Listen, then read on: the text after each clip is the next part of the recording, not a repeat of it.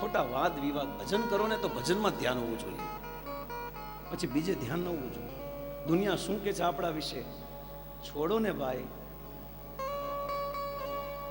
એ ચિંતા નહીં કરે તો કોણ આપણી ચિંતા કરશે? આપણી કરતા આપણી ચિંતા કરવા બહુ આજુબાજુ વાળા છે, એટલે આપણે આપણી ચિંતા ક્યારેય ન કરાય.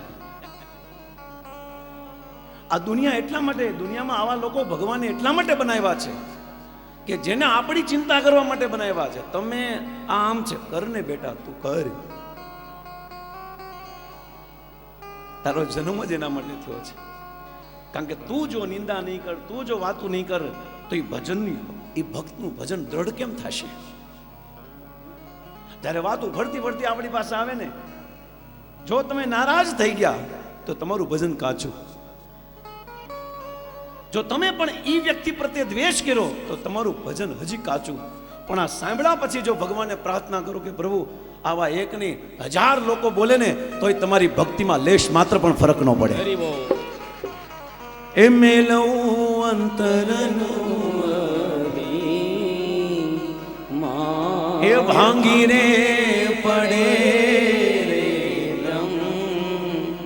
માંડ રે, ભાંગી પડે આખું બ્રહ્માંડ તોય ફરક ન પડે. આ ખાલી સાંભળતા નહીં હો, જીવનમાં ઉતારજો પાછા.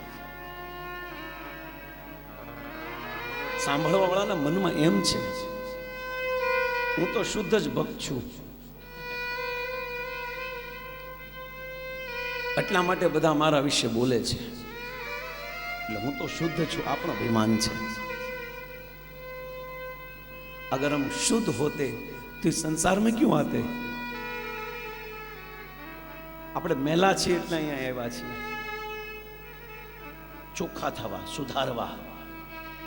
नको શું જરૂર છે સંસારમાં?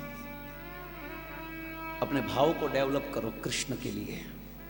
दररोज પોતાના ભાવમાં કૃષ્ણ પ્રેમ પ્રતિ 1 ઇંચ, 1 દોરાવાર, 1 નખવાર આપણી ભક્તિ વધવી જોઈએ, આપણો ભાવ વધવો જોઈએ. 1 દોરાવાર દરરોજ. और આ બધી જ વસ્તુ ત્યારે સફળ થશે. કૃષ્ણને મેળવવા માટે આ બધી વસ્તુ જોઈએ છે આપણે. कृष्ण को ढूंढने के लिए सब चीज चाहिए. અને આમાં મહત્વપૂર્ણ વસ્તુ છે ગુરુનો ઉપદેશ, ગુરુના આદેશને પ્રાપ્ત કરવો. कृष्ण धीरे धीरे धीरे मिल जाएंगे. कृपा કરી છે સુખદેવજી આપને કે 7 દિવસની કથા કહીને કૃષ્ણને આપણા હાથમાં મૂકી દીધા છે. एकं भागवतं शास्त्रं मुक्तिनानं गर्जति. मुक्ति करतले मुक्ति हाथમાં આપી દીધી છે કથા સાંભળવા વાળાને. કેટલી કૃપા! આ વ્રતનો કોઈ નિયમ નહીં, બસ ભાવથી સાંભળો, આ જ નિયમ છે.